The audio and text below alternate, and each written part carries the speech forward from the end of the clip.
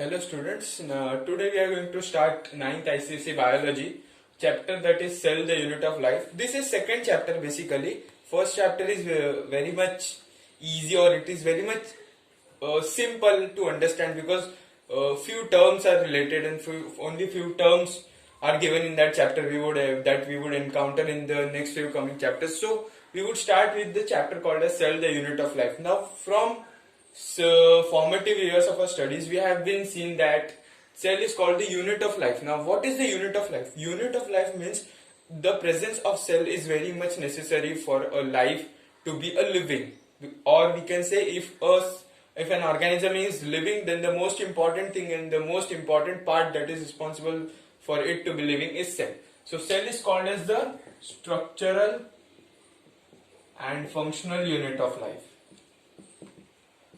Now, why structural and why functional, we will see. Structural is basically, now if you see at an example of a human body consists of various organs. Okay, various organs. Okay. Now that various organs are composed of various tissues. Now various tissues consist of individual kind of cell. So if you see the smallest thing in a living body, it is a cell. So smallest thing, structurally the smallest thing of a living body is consists of it is the cell. Now functional. Now whatever activities that occur in a living body, for example in humans you can see circulation of blood takes place, digestion of food takes place, all complex to all simple activities are regulated by mechanisms that take place in individual cells. So cells are the functional unit of life, that all the reactions, that is metabolic reactions, that is the reactions that occur in the body occurs in the cell, and its overall result is seen like, for example, digestion of food, respiration, circulation, etc., etc. So the cell are called as the structural and functional unit of life. Now we will just see a little bit history of the cell. There was a scientist called as Anton van Leeuwenhoek. He discovered first he invented a simple microscope. Now simple microscope was a microscope that had only one lens. Okay, that had only one convex lens. His attempt was he wanted to study cell, but because of very less power of the simple microscope, he could not do that. He was not successful in doing that because the microscope was not that efficient. Later there came a scientist called as Robert Hooke. Now he was successful. He was the first scientist to be successfully observed a cell. What did he use? He used a compound microscope. Now what is the difference between simple microscope and compound microscope? Simple microscope uses only one lens, whereas compound microscope uses two lenses. So because of that the power increases, and he was able to observe a first cell. He was the first person to observe a cell in a microscope. So Robert Hooke is called as the person who has successfully saw the cell for the first time, and he saw a dead cell. Basically the cell when he saw wasn't living, it was a dead cell. Then too he is called as the first person to observe a cell. Later what happened after that, Anton van Leeuwenhoek, again through electron microscope is of more high power, so that smallest of the smallest cell can be seen. So through electron microscope he saw first a living cell. So there can be question asked, who was the person who first saw the cell? Answer is Robert Hooke. And if another question comes, who was the person who first saw a living cell? Then the answer is Anton van Leeuwenhoek. So these things you need to remember, and these are the things that you just need to keep in mind so that you can answer the questions. Next we would move to a cell theory. Now what was the theory? Now we all know that every living thing arises from a cell. all the living organisms that appear to us in our surrounding that we can see, they all originate from a single cell. If you can take an example of a human body is so large, but the the the position or the point at which it begins, it is called as zygote. Zygote is a single cell. After that, cell division occurs, and a human body is formed. But all the living bodies start from a single cell. So cell theory was later put forth by two scientists called as Schleiden and Schwann. They were two different scientists. He studied about plant cells and Schwann studied about animal cells. So what was their theory? That all the cells arises from the pre-existing cells, that or you can say that all the he studied on plant body basically, and he studied on animal body. So what was their conclusion? That a plant body consists of number of cells, and same was the conclusion. The same conclusion was drawn by Schwann in animal cells. So what was their theory? That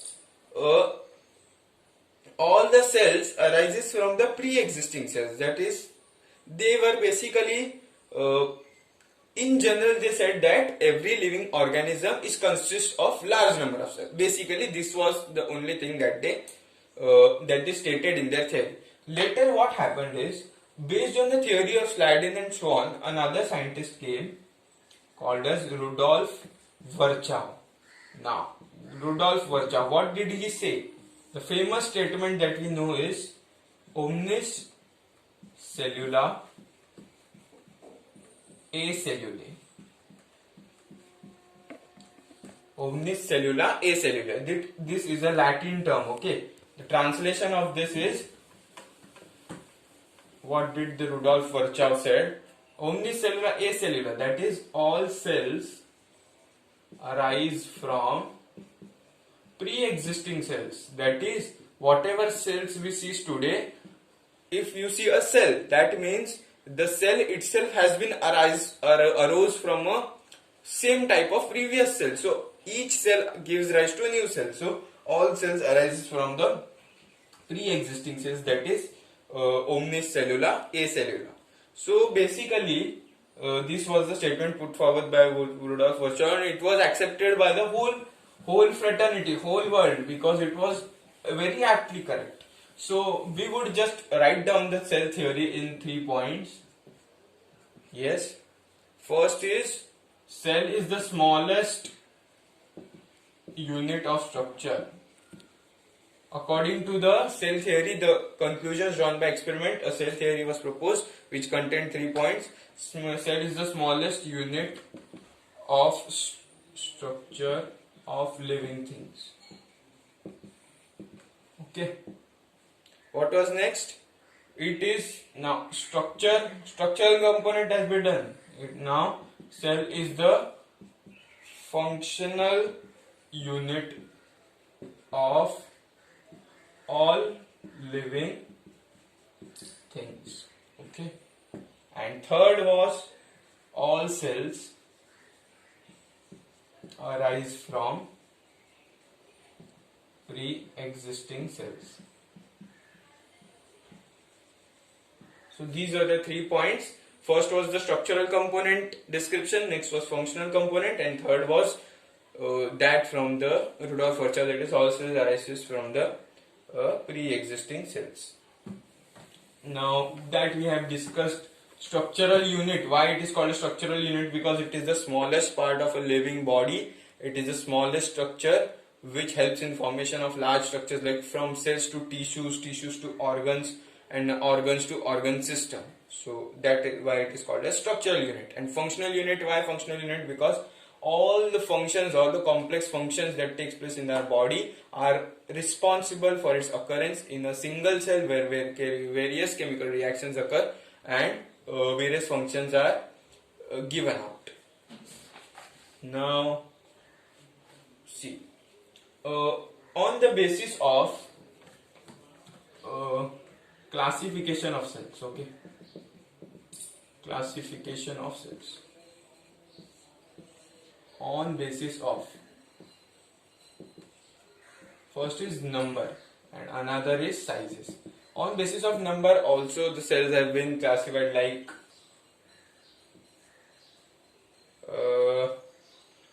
if a cell is single, if an organism is single celled, then it is called as single celled organism, or called as single celled organism, or it is called as unicellular. Uni means one, so unicellular. Or if it has two cells, bicellular you can say. Or bicellular is generally not seen basically, so we will not write that. Or more than one, that is more than one cells, then it is called as multicellular. Okay. And another one that is given in your book is few celled, that is 2-3 kind of cells. So, or few celled organisms are basically included in multicellular only, so I won't write that. So few examples we would see of unicellular, like bacteria. Okay. Then various kind of what you can say, bacteria or yeast you can say, amoeba you can say, plasmodium you can say. Plasmodium is basically a protozoan, which you might have listened or heard somewhere that a plasmodium is a protozoan that causes a very dangerous disease called as malaria. So that is this. And multicellular, many examples like plants, right? Fungus, animals, and Spirogyra, Volvox. See, these Spirogyra, Volvox, these are fungus, varieties of fungus. Okay, and this much are the examples. Okay, and on the basis of size, we see three. One is largest cell. So the largest cell that has been observed till date is an egg of an ostrich. Egg of an ostrich. So an egg of an ostrich is the largest single cell that has been observed till date, and largest has been done. Smallest, the smallest cell that has been seen is Mycoplasma. Mycoplasma is a variety of bacteria. It is the smallest cell which has been seen. And if you see in the human body, then RBC is the smallest cell. But in general, in whole world, in the whole universe, if you see the smallest cell, then it is Mycoplasma, and Mycoplasma is a bacteria. Okay. And largest has been done, smallest has been done. So longest cell. Longest means it is very long in length.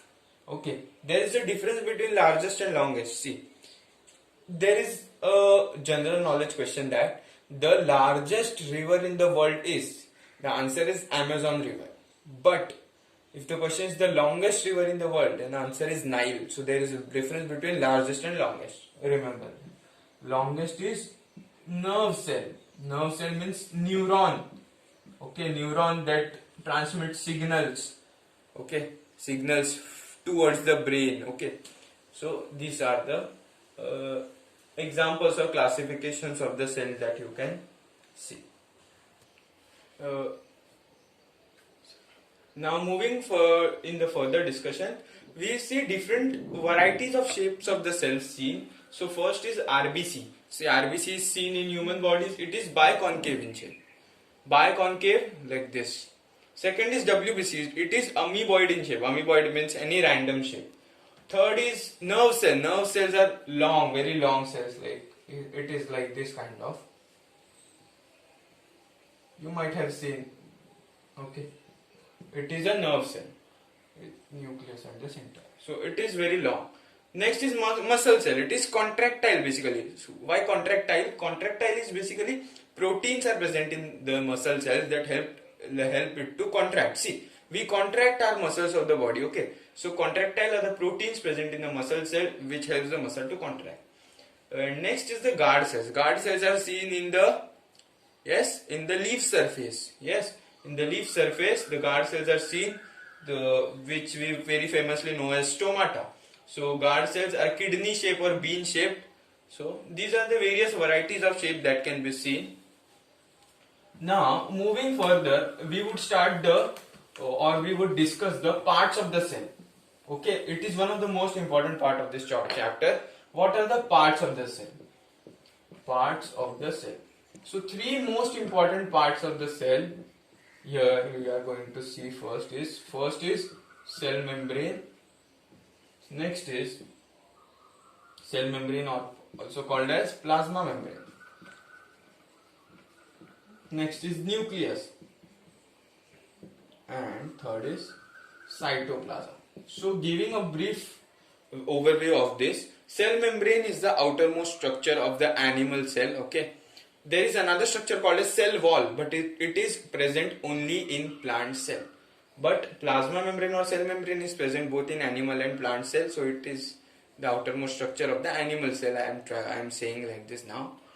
Next, and it is very much important because it is semi-permeable. What is semi, we will just discuss later. Next is nucleus. Now nucleus is called as brain of the cell because all the important activities that are going to occur in the cell are controlled by the nucleus.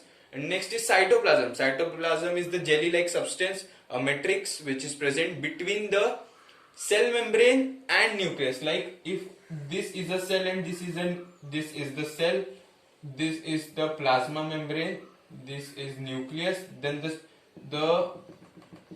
the matrix present between plasma membrane and nucleus is called as cytoplasm. So various cell organelles and all are present in the cell membrane.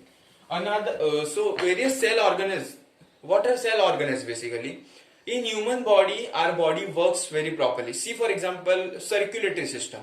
In circulatory system, various, or you can take an example of digestive system, okay? In digestive system, various organs are involved. For example, stomach, small intestine, large intestine, okay, esophagus, so these all organs work together. Now, in a cell also occurs the same thing. If there is a cell, a nucleus at the center, this is plasma membrane.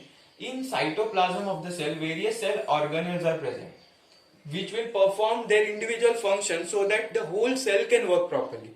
Now, if in digestive system even one of the organ fails to work properly, the whole digestive system is faltered, or it does not work properly. So, in the cell also, various cell organelles are present, which are situated in the cytoplasm. They work their functions individually so that the cell can be properly functional and properly it can give all its functions that are required by the body. So another is that we are going to see is cell organelles. Cell organelles are basically structures present in the cytoplasm of the cell, okay, which are present in cytoplasm of the cell, and they would carry out their individual functions. We are going to see different kind of cell organelles throughout this chapter. You might know some of them like mitochondria, endoplasmic reticulum, ribosomes, okay, chloroplasts, and all that stuff. So we are going to discuss. This is just an overview of that, and so we are going to just start with the structures of the cell. So first structure that we are going to see is cell membrane, okay.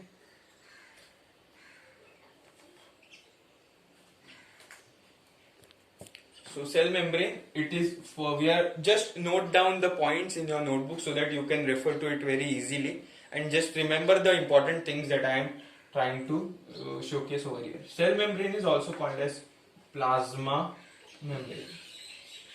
It is selectively permeable, or sometimes another term called as semi-permeable is used.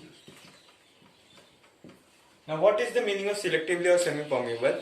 That the molecules or the fluids important for the body of the cell, it will allow only that substances to come in, and other non-useful substances would not be allowed to come in. because of this selective nature. Selective means it would select the molecules or the substances that are needed for the body.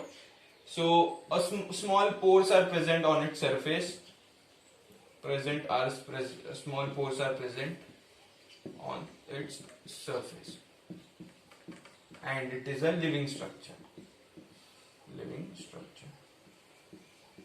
And one more thing you can say is it is the outermost structure of cell in animal cells.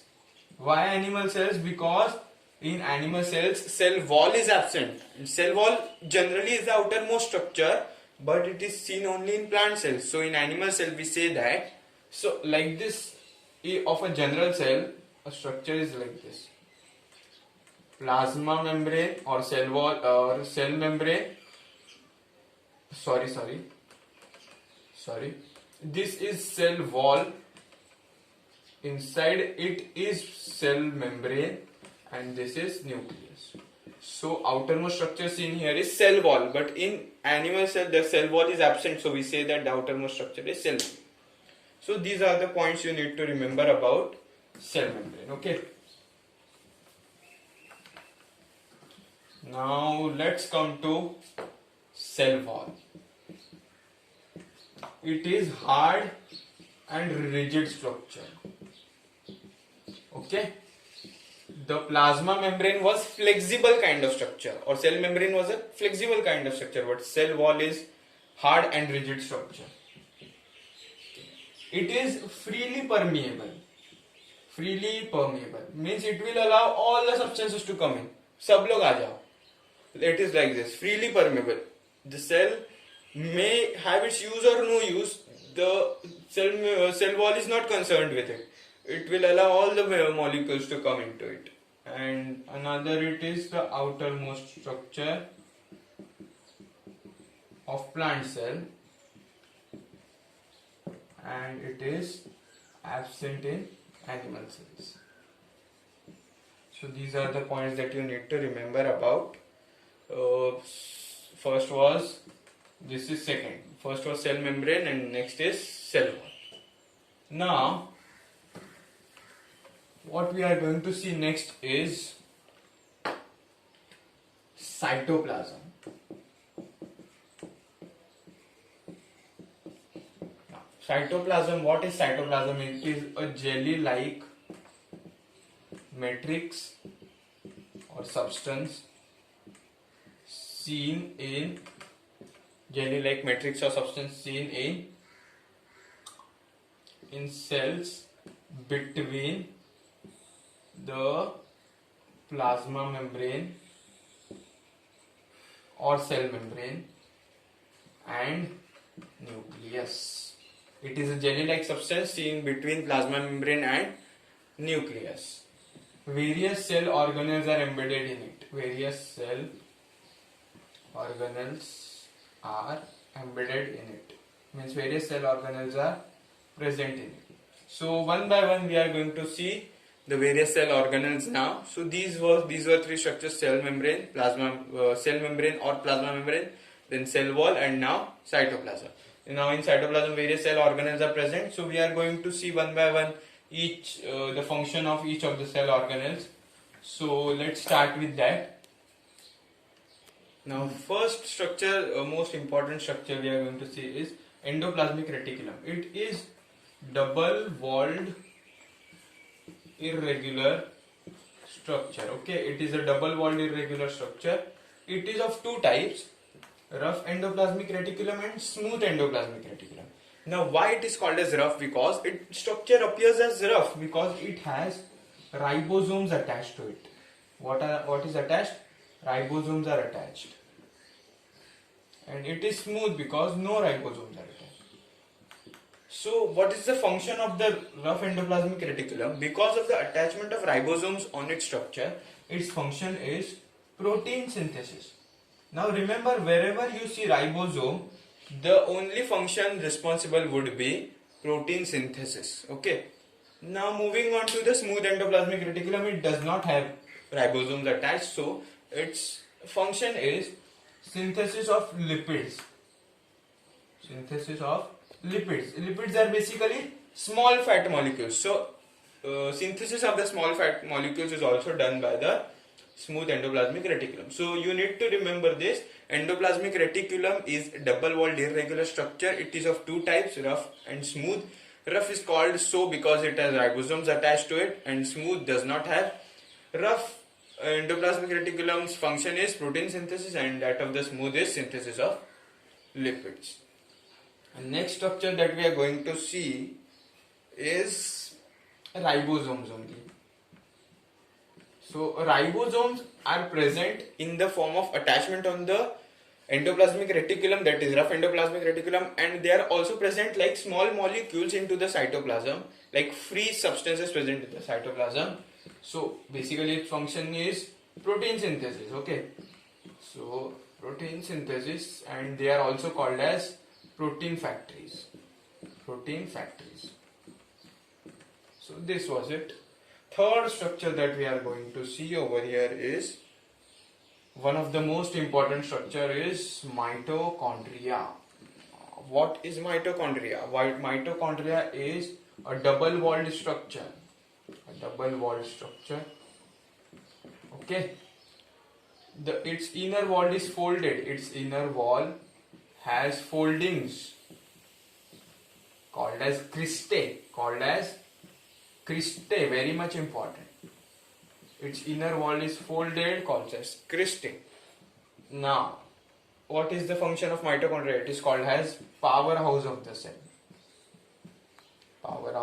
cell. Why powerhouse? Because it helps in ATP production. Now, what is ATP? ATP is energy currency of the cell. So mitochondria is called as powerhouse because it will generate energy. How it will generate energy? In the form of ATP. So the energy required for various metabolic activities, or metabolic means all the cellular reactions, all the reactions that take place in our body are called as metabolic reactions. So all the functions that we do, all the things that we do, all the processes that occur in our body require energy. So that energy comes from ATP, and who produces that ATP? Mitochondria. So mitochondria is one of the most important cell organelle of our body. So next we are going to see is, in our discussion, next is Golgi apparatus, or it is also called as Golgi bodies. Or it is also called as Golgi apparatus. They are called as packaging bodies of the cell. Now, whatever the protein synthesis and the proteins produced by the endoplasmic reticulum, they are transferred to the Golgi bodies. Now, what does Golgi bodies do? It helps in packaging the food material that has come to it and helps in transferring it. So, packaging bodies of the cell, they have tubules. The Golgi bodies have tubules and vesicles. Tubules and vesicles are basically structures that help in transfer of the molecules. And another function of the Golgi apparatus is secretions of various hormones, enzymes. Now, what are enzymes? Enzymes are basically biocatalysts. So they are like catalysts which help in increasing the rate of the reaction. So Golgi apparatus, its function is packaging bodies. Like they are the packaging bodies that would pack the food material and transfer it to various parts of the cell. They have structures called as tubules and vesicles which help in packaging. And its another function is secretion of various hormones, enzymes, and etc. So these were the four most important structures that we had seen. Okay. Now let's move further. Few more cell organelles that we are going to discuss over here is, you need to note down all this because this is very much important. A table is given in your textbook regarding this. So regarding this, there is a table, there are main characteristics and functions table. So you need to note down that, you need to read that. But these are the important points that I am writing over here. Next important structure present in the cell is lysosomes. Now, what are lysosomes? Lysosomes are also called as suicidal bags of the cell. Now why suicidal? See, what is suicide is basically killing oneself. Okay, suicide is basically killing oneself. Now what happens in lysosomes? They contain hydrolytic enzymes. Hydrolytic enzymes. Now what is hydrolytic? Hydro means water and lytic means breakdown. So breakdown of substances in presence of water. So water is already present in the cell. So it has enzymes which in presence of water breaks down the substances. So what occurs is during the cellular reactions, various waste products are produced in the body of the cell. So the digestion of those waste products, the breaking down those waste products and then transferring them or digesting them completely so that no waste product more is produced in the body is done by lysosomes. So the waste products are the products of the cell itself, and the part of the cell that is lysosome itself is digesting it. That is why it is called as suicidal. It is digesting the waste material of its own body. Okay, so it is called as suicidal bags of the cell. Why? The hydrolytic enzyme, what does they do? They digest the waste products produced in the cell. Waste products produced by the cell.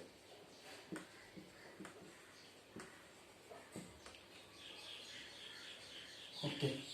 Another important structure that we are going to see over here is centrosome and centriole. Now, first thing that you need to remember about this is centriole is present only, centriole and centriosomes are present only in animal cell. Okay. Now what is the difference between centriole and centrosome? It is very simple. See. A tube-like structures are present and around that surrounding few structures are present. Okay. This is centriole. Surrounding this is pericentriolar substance. Peri means around the centriole, so pericentriolar substance, and these two are together called as centrosome. Okay, so this is it. So what is the function of the centrosome or centriole? It helps in cell division. Helps in cell division. Now how would it help in cell division? It helps by, how does it help? Helps by formation of spindle fibers. Now what are spindle fibers? How does that occur? We would see in cell division chapter. So helps in formation of spindle fibers which are necessary in cell division. And remember one more thing, remember this thing about centriole, that they are present only in animal cells, that is they are absent in plant cells. So this was it. And another cell organelle that we are going to discuss over here is now next up we are going to see is plastids. Plastids are seen only in plant cells. Plastids are seen only in plant cells. They are colored compounds.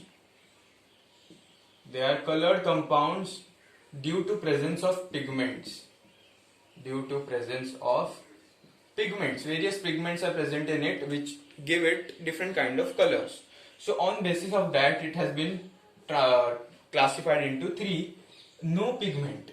When there is no pigment, it is called as leucoplast. Okay, when there is no pigment, it is called as leucoplast. If there is colored pigment, then it is called as chromoplast. Leuco means colorless. Okay, so no pigment, then leucoplast, and colored is called as chromoplast. Chroma means color, and if the color is specifically green, then it is called as chloroplast. Okay, now leucoplast is basically, it has no pigment. So we can see an example or what their function would be. For example, storage of starch. So leucoplasts are cell bodies which do not or cell organelles which do not contain any pigments, but their function is storage of starch, as in potato. They are seen in potato, which stores starch. So in chromoplasts, there are various colored pigments seen. So we can say is if it is yellow or if it is orange.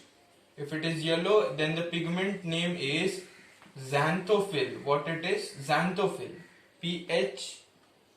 PHYLL. And if it is orange, then the pigment is carotene. So carotene, it is seen in carrot, and xanthophyll is seen in yellow colored fruits like lemon or yellow oranges kind of things. So this is the pigment containing. And green, now we all know chloroplast is present in green plants. Okay, it is because of a green pigment called as chlorophyll. Chlorophyll is a green pigment present in plants, in green plants, and importance of the green pigment is it helps in photosynthesis. Photosynthesis is preparation of the food by the plant itself. So while using the sunlight, so chlorophyll is, see, this function of leucoplast was to store starch. These are just colored pigments, not that significant enough. But green that you need to remember the most contains chlorophyll, and its function is photosynthesis in plant bodies. Okay, this was the discussion. Now another important cell organelle that you need to remember the most is nucleus. What is nucleus? It is called as brain of the cell because the regulation of all the activities that occur in a cell are controlled by nucleus. The outer covering of the nucleus is called as nuclear membrane. Okay, nuclear membrane. The nuclear membrane has slight pores in between. They are called as nuclear pores. It is like this. This is the nucleus of the cell, and it has a structure surrounding it. Okay, but at few places there are gaps or pores. So they are called as nuclear pores basically. So substances move in and out through this nuclear pores. So what is present in the nucleus basically? What are the substances? What are the structures present? Chromosomes, okay, or also called as chromatin network. Chromatin network. Now what are chromosomes? Chromosomes are the structures that contain the genetic information. Genetic information, for example, DNA. The DNA of a person is present in the nucleus. Okay, DNA, what is DNA? It contains the genetic information. Now what is genetic information? Genetic information is coding of the specific characters that are present in a living individual. Okay, for example, in humans, a parent has a specific eye color or specific skin color, so character of that is present in the gene, that is present in the DNA, that would be transmitted from one generation to another. So nucleus contains very important structures called as chromosomes, and in chromosomes DNA and gene are present. So the number of chromosomes differ in various organisms. Number of chromosomes differ in various organisms. So in humans basically it is 46 chromosomes. Okay, and various number of chromosomes are given in your textbook. You can read that. It is just a factual basis, but on the basis of the nucleus, the development or the developed nature of the nucleus, the cells have been classified into two types, that is prokaryotic and eukaryotic. We would move just after this to this. So this is the remaining thing you need to remember about nucleus. It is brain of the cell. Outer covering is nuclear membrane that contains a few pores called nuclear pores, and chromosome, chromatin, etc., etc. are the structures. So on the basis of the nucleus, the cell is divided into two parts. One is prokaryotic and another is eukaryotic. Now, what is prokaryotic and what is eukaryotic? Pro means primitive, okay, and karyotic means nucleus. Nucleus. Primitive means not very much advanced. It is very much old-fashioned type. So, in prokaryotic cell, the nucleus does not have nuclear membrane. Okay, the cells in which nucleus does not have a membrane surrounding it are called as the prokaryotic cell, and the prokaryotic cell also lack cell organelles. Cell organelles are also absent in the prokaryotic cell. That means the prokaryotic cell are very much underdeveloped. They do not have cell organelles. They do not have the membrane surrounding the nucleus. Okay, and only and the genetic material that is DNA is present in very small quantity.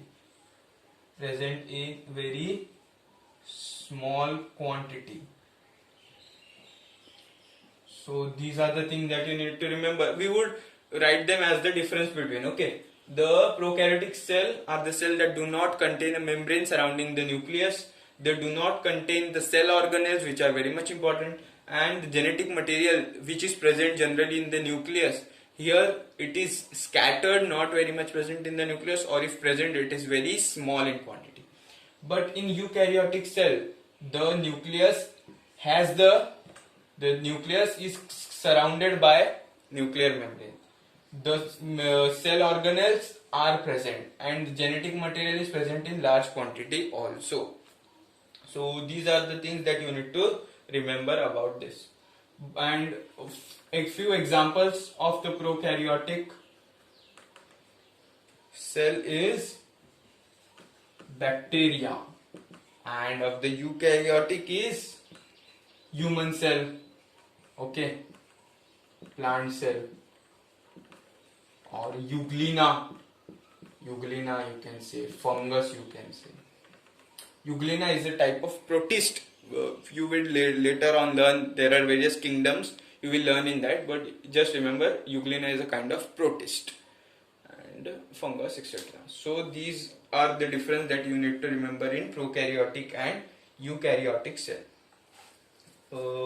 Now just a little discussion of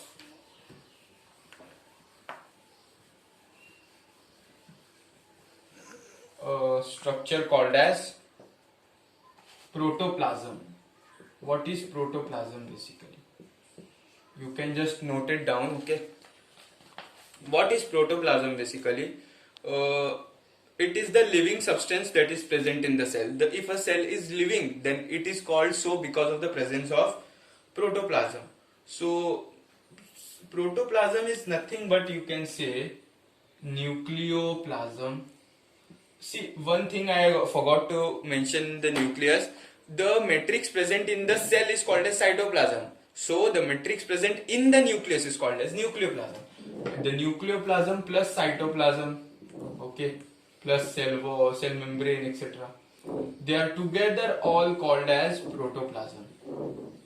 And presence of protoplasm is the indication of the living nature of the cell. So if a cell is living, then you can say that protoplasm is present, and if the cell is dead, then you can say the protoplasm is absent. For example, sieve tubes, or for example, you can say tracheids or vessels of the xylem, which you might be remembering from the 8th standard. They are dead cells because they do not have protoplasm in them.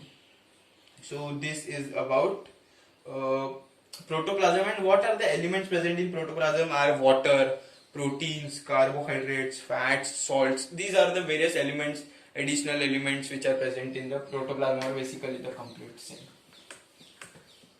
Now one more thing remaining is non-living substances present in cell. Non-living substances or cell inclusions. Cell inclusions are basically non-living substances present in cell or substances formed due to activity of the main cell organelles. So which are basically granules, or first you can say vacuoles. Vacuoles are large sac that contains water and minerals. Okay, so they are vacuoles are large sacs. Vacuoles are not non-living. Okay, they are living. They are large sac-like structures, mostly seen in plant cells. Mostly seen in plant cells. They contain water and minerals. So they are large structures present in the plant cell. They contain mostly water and minerals, and they are very large in size. And membrane surrounding vacuole is called tonoplast. Okay, that you need to remember about vacuole. And another is granules are another structures present. Okay, granules. They are nothing but small particles present in the cytoplasm, and they contain food materials such as starch, glycogen and fats. So granules are the small structures, storage bodies present in the cytoplasm of the cell that store starch, fats, carbohydrates, etc. So this ends our discussion of this chapter over here. Now what do you need to do is take the complete notes from this whole video, write it in your notebook. And another homework that I am going to give over to you is write the table of distinguish between of prokaryotic and eukaryotic plant and animal cell. Okay, you need to write down this to distinguish between and take down the notes of this whole chapter and send it to my WhatsApp number. Okay, we'll end this chapter over here.